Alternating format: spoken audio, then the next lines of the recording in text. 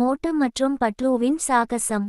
ஒரு காலை பிகார்பூர் நகரத்தில் வழக்கம்போல் மோட்டு தனது பிடித்த சமோசாவை சாப்பிடும் ஆசையுடன் பட்லூவை அழைத்தார்.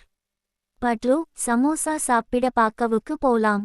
எனக்கு ரொம்பவே பசிக்குது என்று மோட்டு உற்சாகமாகச் சொன்னான்.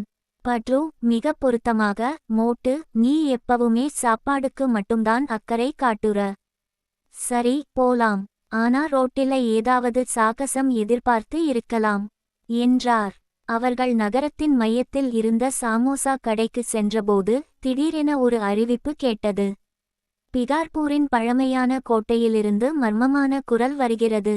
இதை ஆராய வாருங்கள் என்ற அறிவிப்பால் நகரம் முழுக்க பரபரப்பு ஏற்பட்டது. மோட்டு அவ்வளவு செருப்பில் நின்றபடியே, பட்லூ, இது நமக்குத்தான்.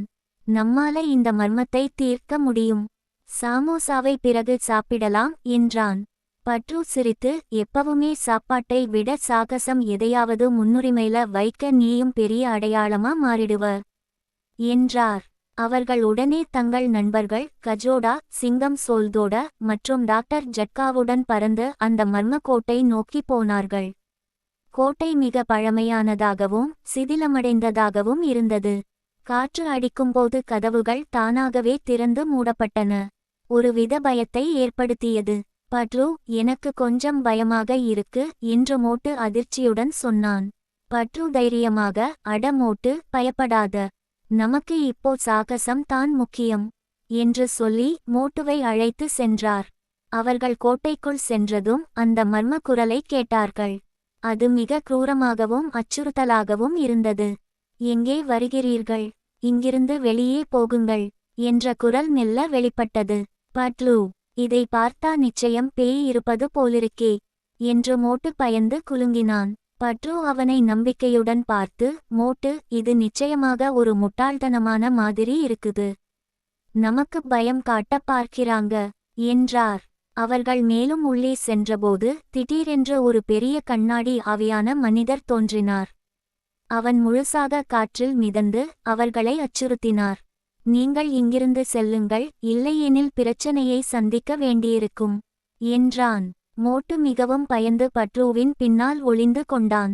பட்லூ, இவன் நம்மள கொன்னுடுவான் என்றான்.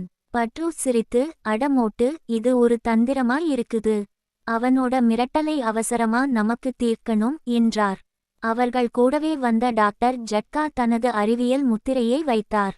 அவ்வளவு தானே, அந்த ஆவியாய் தோன்றிய மனிதன் கருப்பான துணி போர்த்திய வேஷ்டியை போட்ட ஒரு சாதாரண திருடன் என்று வெளிப்பட்டான். அவனை பார்த்த உடனே மோட்டு மகிழ்ச்சியுடன், பட்லூ, இதோ உன்னுடைய ஐடியா சரியா இருந்தது. நம்ம வெற்றி என்று மகிழ்ச்சியுடன் சொல்லி அவர்களை வெளியே அழைத்தான்.